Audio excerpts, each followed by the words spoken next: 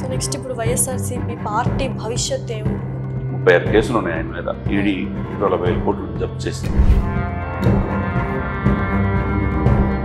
కూటమి గెలిచింది. సో పాలన అనేది ఎలా ఉండబోతుంది? శాండ్ మాఫియా, తర్వాత ఎర్రచందనం, చివరికి చిన్నపిల్లలు 8th 9th చదువుకున్న వాళ్ళు కూడా వాళ్ళే ఇప్పుడు సంక్షేమ పథకాలు వీళ్ళకంటే ఒక రెండింతలు ఎక్కువగా మేనిఫెస్టోలో పెట్టారు. విశాఖపట్నం నుంచి కృష్ణపట్నం వరకు పోర్టులు ఉంటే పోర్టులను ఎందుకు ప్రైవేట్ పరం చేశారు మీరు? ఒక్క వ్యక్తికి ఉద్యోగం వస్తే ఆ కుటుంబం బాగుంది. మరి ఎందుకు జాబ్ ఇవ్వలేకపోయారు?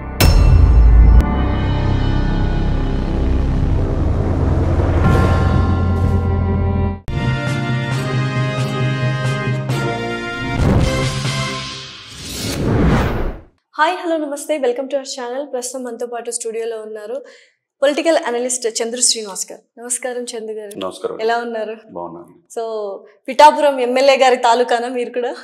లేదండి, నేను యాజ్ ఎ లామెన్గా యాజ్ ఎ పొలిటికల్ అనలిస్ట్ అంతే. ఆంధ్రప్రదేశ్ రాజకీయాల్లో పవన్ ఏంటి, దేశ రాజకీయాల్లో పవన్ ఎలా ఉంటాడనేది దాదాపు 2 years నుంచి చెప్తానున్నాను. నేను ఏదైతే చెప్పానో అది జరిగింది. డెఫినెట్లీ. సో ఎలా ఉండబోతుంది ఆంధ్రప్రదేశ్ యొక్క పాలన? 100 రోజుల్లో కూటమి గెలిచింది. సో పాలన అనేది ఎలా ఉండబోతుంది? డెఫినెట్గా అంటే 151 సీట్లు, 22 మంది ఎంపీలు ఇచ్చారు జగన్మోహన్ రెడ్డి గారికి. ఒక్కసారి నన్ను చూడండి అన్నాడు. ఒక్కసారికే మీరు వద్దు మాకు అని ప్రజలు తీర్పిచ్చారు. 11 సీట్లకే పరిమితం అయిపోయారు. అదే సమయంలో ఎందుకు ఆయన చేయలేకపోయాడు అనేది ప్రధానమైన కారణాలు తీసుకుంటే మనకు అందరికి ఎప్పుడు మనం డిస్కషన్ చేసుకునేది ప్రజలకు ఇచ్చిన వాగ్దానాలు నిర్వర్తించలేకపోవటం. నేను సీఎం చేయండి, మెగా డిఎస్ ఇస్తాను, 35,000 ఉద్యోగులు భర్తీ చేస్తున్నాడు, అది పూర్తి చేయలేదు. ఆంధ్రలో జీవనాడి పోలవరం 2 సంవత్సరాలు పూర్తి చేస్తున్నాడు, అది పూర్తి చేయలేదు. తర్వాత ఇకపోతే స్పెషల్ స్టేటస్ తీసుకొస్తాను, నాకు 20 మంది ఎంపీలు ఇవ్వండి అన్నాడు. ఎవరైతే ప్రధానమంత్రి దేశంలో ఎవరైనా మెడలు వంచి స్పెషల్ స్టేటస్ తెస్తున్నాడు. 22 మంది ఎంపీలు ఆంధ్రప్రదేశ్ ప్రజలు ఇచ్చారు. ఎందుకు మెడలు వంచలేకపోయారు? ఎందుకు తీసుకురాలేకపోయారు? ఏ రోజు 5 సంవత్సరాలు పట్టించుకోలేదు. ఇవన్నీ ఒక ఎత్తు అయితే ఎక్కడికక్కడ మంత్రులు అవినీతి ఆరోపణలు ఎక్కువైపోయినాయి. సరైన రోడ్డు సదుపాయాలు లేవు. దాదాపు 10,000 మంది రోడ్డు ప్రమాదాలు చనిపోయారు. దశలవారీ మద్య నిషేధం అని చెప్పి కల్తీ మద్యం మాటన అనేక మంది లివర్లు పడే 100,000 మంది చనిపోయిన మాట తెలుసుమాట. మరి సంపూర్ణ మద్య నిషేధించగా వెళ్ళే ఎలక్షన్కి వెళ్తానన్నాడు, కానీ అది జరగల. ల్యాండ్, శాండ్ మాఫియా, తర్వాత ఎర్రచందనం, చివరికి చిన్నపిల్లలు 8th 9th చదువుకునే వాళ్ళు కూడా ప్రతి గ్రామాన గంజాయి మయమైపోయిందంటే ఇక ఏ విధంగా ఉందో ఆంధ్రప్రదేశ్ పరిపాలన అర్థం చేసుకోవచ్చు. నేను సంక్షేమం మాటన బటన్ నొక్కుతున్నాను, లక్షల కోట్లు ఇస్తున్నాను, నాకే ఓటేస్తారని ఆయన అనుకున్నాడు. సంక్షేమం మాటన అభివృద్ధి మర్చిపోతే ఉపయోగం లేదు కదా. మరి తీర ప్రాంతం, గుజరాత్ తర్వాత అంత తీర ప్రాంతం ఉండి ఎందుకు పరిశ్రమలు తేలేకపోయాడు? హైదరాబాద్లో 3,000 కంపెనీలు, ఐటీ కంపెనీలు ఉంటాయి, మరి పట్టుమని 10 కూడా ఆంధ్రప్రదేశ్కి ఎందుకు లేవు? ఇవన్నీ కూడా ప్రజలు చూశారు. అందువల్ల ఇది కాదు అని చెప్పేసి తీర్పిచ్చారు. ఈ కూటమికి మెయిన్ ఆయుపట్టు, సెంటర్ ఆఫ్ అట్రాక్షన్ కావచ్చు, గేమ్ చేంజర్ కావచ్చు, మ్యాన్ ఆఫ్ ది మ్యాచ్ కావచ్చు, ఏదైనా పవన్ కళ్యాణ్. మొదటి నుంచి కూడా 2 years క్రితమే ఆయన వ్యూహాత్మకంగా అడుగేశాడు. వ్యూహం నాకు వదిలేసేయండి, నా మాట అన్నాడు. దాదిశగానే మనం చూసాం పరిణామాలు. టీడీపీ అసలు లేదు అనుకునే సమయం నుంచి టీడీపీని మళ్ళా పైకి తీసుకొచ్చి ఓటు చెల్లకుండా ప్రభుత్వ వ్యతిరేక ఓటుని క్యాష్ చేసుకుని మన అధికారంలో వద్దాం అనుకున్నాడు. 3 పార్టీలు కలిపాడు. ఇటు టీడీపీని ఢిల్లీలో కలిపింది అతనే, అదేవిధంగా బీజేపీని ఒప్పించింది అతనే. ఈరోజు ఆంధ్రప్రదేశ్లో అధికారం వచ్చి 164 సీట్లతో ఈ కూటమి అధికారంలో వచ్చిందంటే అతనే, వన్ అండ్ ఓన్లీ. ఎక్కడ గెలవల దశాబ్దం పైన రాజకీయాలు ఉన్నాడు. అనేకంగా విమర్శించారు, వ్యక్తిగతంగా విమర్శించారు. చాలాసార్లు నేను కూడా చెప్పాను అనేక ఇంటర్వ్యూలో, అతను చాలా తక్కువ అంచనా వేస్తున్నారు. అతను మంచి లగ్జరియస్ జీవితం వదిలిపెట్టుకొని రోజుకి 2 కోట్లు అండి సినిమా, సంవత్సరానికి 10 కోట్ల ఆదాయం. ఇది కాదు నాకు ఏం తృప్తి నీకుండా, ప్రజల కోసమే నేను నా జీవితం అని చెప్పి ప్రజల్లోకి వెళ్ళాను. ఎక్కడ గెలవలే ఆయన్ని. సాక్షాత్తు ఎమ్మెల్యేలు, మంత్రులు అయితే అసెంబ్లీ గేట్ తాకనివన్నారు ఆయన. మరి అన్న మంత్రులంతా అక్కడ రోజా కాడి నుంచి, ఇక్కడ అంబటి రాంబాబు కాడి నుంచి, గుడివాడ అమర్నాథ్ కాడి నుంచి, పేరి నాని, కొడాలి నాని, వంశీ, జోగి రమేష్, వీళ్ళందరి పరిస్థితి ఏమైందో చూశారు కదా. ఒక్కలైనా గెలిచారా? విధి అంత బలంగా ఉంటుంది. మరి ప్రజలు కావాల్సింది మీరు అభివృద్ధి చేయాలి. చేయకుండా మీకు ఎవరైతే ఆపోజిట్ పార్టీలంతా ఎవరు ఉండటానికి లేదు, మేము చెప్పింది వేదం, ఇదే రాజరికం అన్నట్టు భావిస్తే మీకు 151 సీట్లు ఇచ్చింది ప్రజలు కస్టోడియన్గా, ప్రజల్ని సంరక్షణగా చూడాల్సిన బాధ్యత. అది మరిచినప్పుడు, అది మరిచిపోయినప్పుడు ప్రజలకు దూరం అయినప్పుడు ఈ రోజున ఈ పరిస్థితి. సో మునుపు ప్రభుత్వం ఏదైతే ఉందో వైఎస్ఆర్సీపీ పార్టీ అప్పుడు సంక్షేమ పథకాలు ఇచ్చినందువల్లే అప్పుల పాలైపోయింది, ప్రజల్ని సోమరిపోతుల్ని చేశారని టీడీపీ వాళ్ళు కావచ్చు, ప్రతి ఒక్కరు ప్రతిపక్ష పార్టీ అప్పట్లో ఉన్న వాళ్ళందరూ విమర్శించారు. మరి వాళ్ళే ఇప్పుడు సంక్షేమ పథకాలు వీళ్ళకంటే ఒక రెండింతలు ఎక్కువగా మేనిఫెస్టోలో పెట్టారు. మరి ఇప్పుడు ఆర్థిక పరిస్థితి ఎలా ఉండబోతోంది ఆంధ్రప్రదేశ్? ఇప్పుడు చంద్రబాబు నాయుడు గారు దిగేటప్పుడు 2.5 లక్షల కోట్ల అప్పు ఆంధ్రప్రదేశ్, ఇప్పుడు 10.5 లక్షల కోట్ల అప్పు. ఎవరు చేశారు ఇక్కడ? ఇప్పుడు ఒకవైపు పవన్ కళ్యాణ్ అనే వ్యక్తి సొంత డబ్బులు ఖర్చు పెట్టుకుని 5,500 మంది రైతులకి 34 కోట్లు ఇచ్చాడు.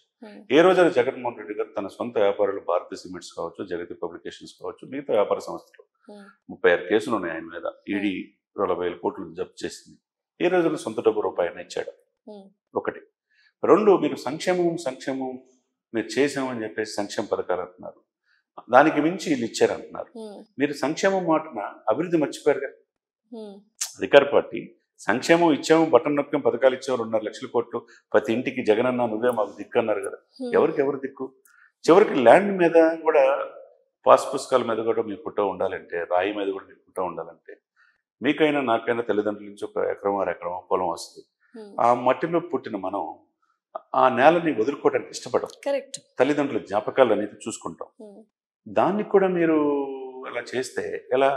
తండోపతండాలుగా హైదరాబాద్ కావచ్చు, బెంగళూరు కావచ్చు, తమిళనాడు కావచ్చు వచ్చి ఓటేశారు లక్షలాది మంది. అదంతా నైట్ 1 గంట దాకా ఓటేశారంటే ముఖ్య కారణం ల్యాండ్ టైటిలింగ్ యాక్ట్ అనేది ఏదైతే తీసుకొచ్చారో అక్కడ చాలా మంది జనం వెనక్కి వెళ్ళి అటువైపు మొగ్గు చూపారు. 100% ల్యాండ్ టైటిల్ యాక్ట్. ఒకటి, మీరు సంక్షేమ పథకాలు బటన్ నొక్కాం అనుకుంటున్నారే కానీ సంక్షేమం మాటను ఎవరికి నొక్కారు, ఎంతమందికి వెళ్ళింది? అదేవిధంగా అభివృద్ధిని ఎందుకు మరిచారు? బటన్ నొక్కాం, మీ ఇంట్లో ఇచ్చాము, సోమరపోతులు చేసామని చెప్పి వాళ్ళు అన్నారని వీళ్ళు అన్నారని పక్కన పెట్టండి. అతను 3,000 ఇస్తే 4,000 ఇస్తానని వీళ్ళు చెప్పారు. సరే, ఏదైనా కానీ మీరు వద్దు అని చెప్పి ప్రజలు అనుకున్నప్పుడు మీకు 11 సీట్లకే కన్ఫర్మ్ అయిపోయి ఇంత దారుణమైన పరిస్థితి జగన్మోహన్ రెడ్డి గారికి ఎందుకు ఉంటుంది? మరి అభివృద్ధి గురించి వాళ్ళని అడిగితే వైఎస్ఆర్సీపీ పార్టీ గారు అంటే జగన్మోహన్ రెడ్డి గారి నుంచి మిగతా కార్యకర్తల వరకు అడిగితే 17 మెడికల్ కాలేజీలు తీసుకొచ్చాము, 11 హార్బర్స్ రెడీ అవుతున్నాయి, తర్వాత ఇంకా నాడు నేడు ప్రోగ్రామ్ చూసుకున్నట్లయితే స్కూల్స్ చాలా విద్యాపరంగా వైద్యం పరంగా చాలా అభివృద్ధి చేశాము అని ఒక పెద్ద లిస్ట్ చెప్తున్నారు. సో అదంతా అభివృద్ధి కాదా అని వాళ్ళు ప్రశ్నిస్తున్నారు. చెప్తున్నారు మెడికల్ కాలేజీలు ఎవరు ఇచ్చేది? సెంట్రల్ పర్మిషన్స్ ఇచ్చేది, ఈయన కాదు చేసేది. అది ఎవరైనా ఏ ప్రభుత్వం అయినా ఇస్తారు. ఏది విభజన ఆంధ్రప్రదేశ్ రావాల్సిన ఇచ్చింది తప్పితే ఈయన తీసుకొచ్చింది ఏం కాదు. రెండోది హార్బర్లు సహజసిద్ధంగా గుజరాత్ తర్వాత తీర ప్రాంతం ఉంది కాబట్టి మరి ఎందుకు మరి విశాఖపట్నం నుంచి కృష్ణపట్నం వరకు పోర్టులు ఉంటే పోర్టులను ఎందుకు ప్రైవేట్ పరం చేశారు మీరు? ఆ పోర్టులు ఎందుకు ఉపయోగించుకోలేకపోయారు? మచిలీపట్నం పోర్టు కానీ అన్ని నిర్వీర్యం చేసేసారు. ఎందుకు? కాకినాడ పోర్టు నుంచి అక్రమంగా బియ్యం ఎందుకు సరఫరా అవుతున్నాయి? ఉన్న వనరులనేమో ఉపయోగించుకోలేదు. సో అభివృద్ధి అంటే ఐటీ కంపెనీస్ రావడమేనా? అది కాదు మేడం. ఇక్కడ పోర్టులు, పరిశ్రమలు, మనుషులకి ముందు ముఖ్యంగా కావాల్సింది తెలంగాణ ఉద్యమం. తెలంగాణ వచ్చింది అంటే నీళ్లు, నిధులు, నియామకాలు. నీళ్లు అంటే మనకున్న వనరులను సద్వినియోగం చేసుకుని ప్రాజెక్టులు పెట్టాలి.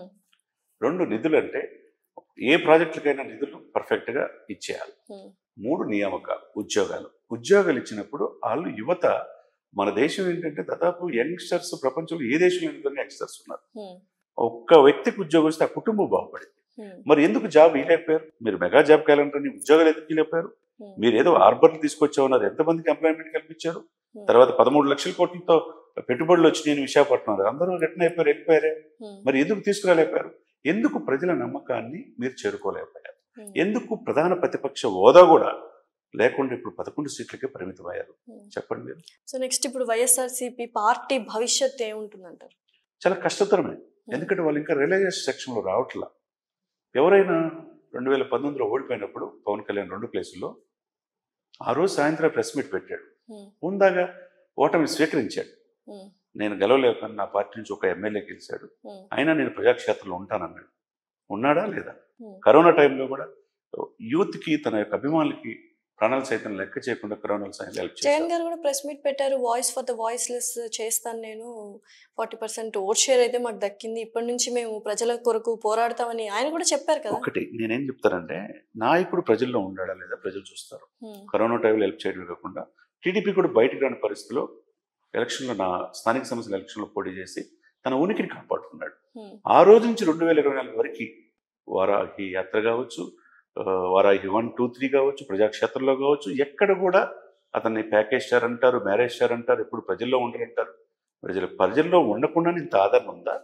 21 సీట్లకు 21 సీట్లు గెలిచి 100% స్ట్రైక్ రేటు ఏ పార్టీ అని దేశ చరిత్రలో వచ్చిందా? 2కి 2 ఎంపీలు వచ్చే చరిత్ర ఎక్కడైనా వచ్చిందా?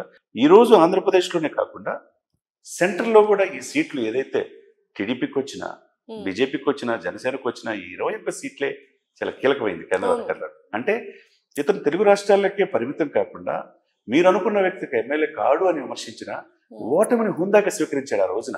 మీరు ఎందుకు కళ్ళు మూసుకొని తెరిస్తే 5 సంవత్సరాలు పూర్తి అయిపోతుంది, నాకున్న సాలిడ్ బ్యాంక్ నాకు 40% వచ్చింది, అవ్వలు అమ్మలు నేను ఇంకేమి చేయలేను, ఏంటండి ఇది? ఇక్కడ ఏంటంటే ఇంకొక మెట్టు దిగి కొంతమంది అయితే మంత్రులు, మాజీ ఎమ్మెల్యేలు ఇది ఈవీఎంలు ట్యాంపరింగ్ జరిగింది. నెక్స్ట్ అదే క్వశ్చన్ అడుగుదాం అనుకుంటున్నాను. జరుగుతుంది సరే, ఈవీఎంలు ట్యాంపరింగ్ అంటే లాస్ట్ గారు 2019లో కూడా అదే జరిగిందా? ఇదే జగన్మోహన్ రెడ్డి గారు చాలా పర్ఫెక్ట్ గా జరిగింది, నిజాయితీగా జరిగింది. ఈవీఎంలు అనేది ఈ ప్రజాస్వామ్యకి మంచి పద్ధతి అని చెప్పిన జగన్మోహన్ రెడ్డి గారు ఇప్పుడు అదే ఈవీఎంల మీద డౌట్ వ్యక్తం చేస్తున్నారంటే మరి పులివెందులో కూడా మీరు ఓడిపోవాలిగా. పులివెందులో మీరు ఎట్లా గెలిచారు? గత ఎలక్షన్ లో కూడా మీరు ఓడిపోయారు.